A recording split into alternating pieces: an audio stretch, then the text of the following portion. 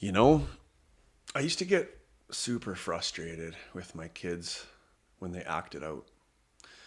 They'd start whining, talking back, maybe throwing a little tantrum, and instantly I'd feel this heat in my chest and saying to myself, here we go again. But somewhere along the way, I realized something. It wasn't about them misbehaving, it was about me not truly understanding what they needed. And now, honestly, not much annoys me anymore because I've learned to read the signs behind their behavior. And that changes everything. Today, I want to share how emotional intelligence can make you a calmer, more connected parent. And why getting mad at your kids for showing emotion is one of the fastest ways to disconnect from them.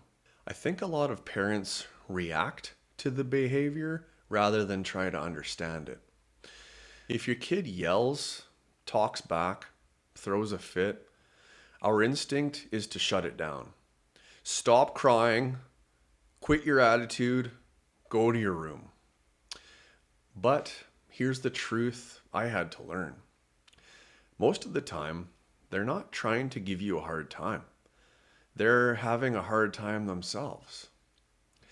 Once I really understood that, it was like a switch flipping inside my brain. Instead of seeing defiance, I started seeing needs. Over time, I started to notice patterns in my boys. When they're tired, their patience goes out the window. When they're hungry, their fuse gets shorter. And when they've had too much screen time, well, their moods get jumpy and unpredictable.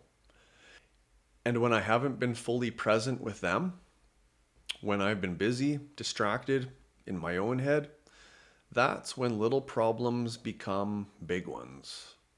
Because sometimes their acting out was really just a signal. Dad, I need you.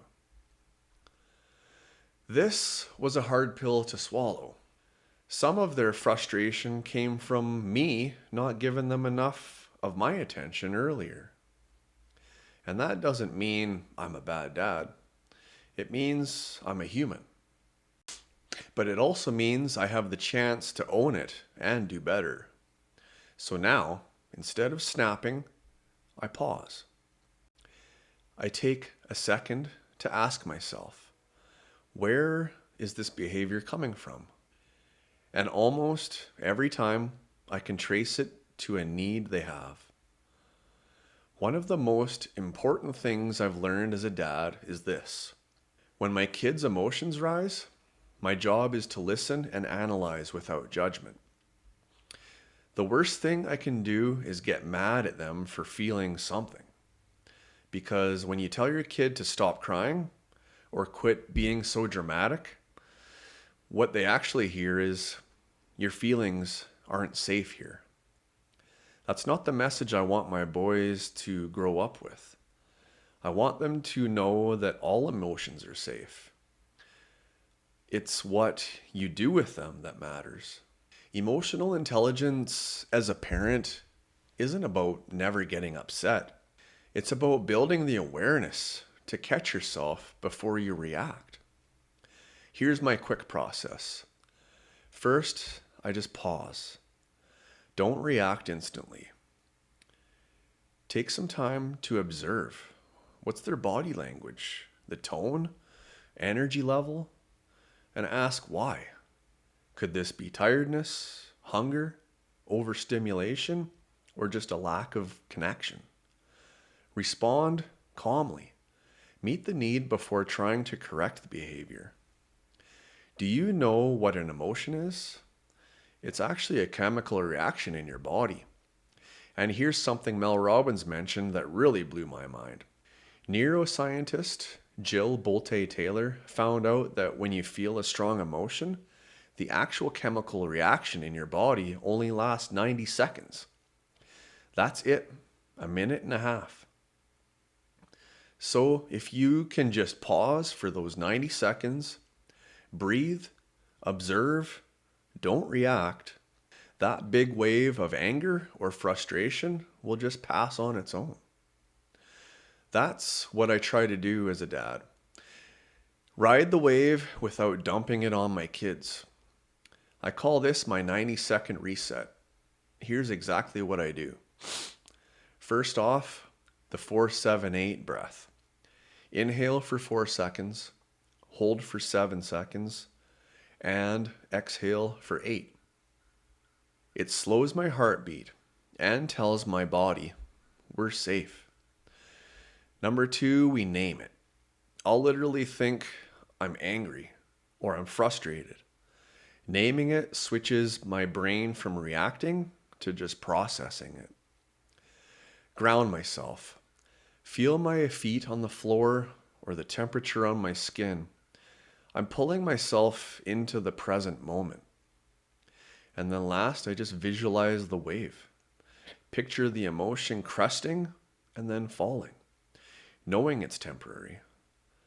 By the time 90 seconds is over, my whole body feels different.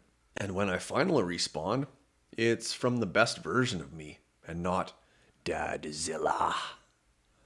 Here's the big reason this matters. If kids learn early that it's not okay to express emotion, they'll either suppress it until it explodes, or they'll carry it into adulthood and have no idea how to process it. After I hit puberty, my anger would erupt into trashing my bedroom and the odd hole punched through the drywall. Not to mention the alcohol and drug addiction as an adult. But if they grow up with a parent who listens and who stays calm, who tries to understand before reacting, they'll learn that feelings are information, not something to be ashamed of. So if you've been feeling like your kids are constantly testing your patience, try this. Next time emotions run high, don't jump to discipline. Pause. Read the situation. Meet the need first. Because the truth is, the more you understand them, the less they'll annoy you. And the more connected you'll feel. And trust me, when your kids know they can come to you no matter how they feel, that's when you know you've won the fight. If this resonated with you and you want to build more calm, presence, and patience in your life, not just as a parent, but as a person, check out my 7-day presence protocol. It's a simple daily system to help you slow down, get grounded, and actually enjoy life again. Links in the description. And if you got value from this video, hit the like button, subscribe, and share with another parent who needs to hear it. As always, if you feel the urge to support the mission, you could always buy me a coffee. Scan the QR code right there. Your presence means the most to me, so just thanks for being here. Remember, your calm is the safe place. No time like the presence. Love you guys. See you in the next one.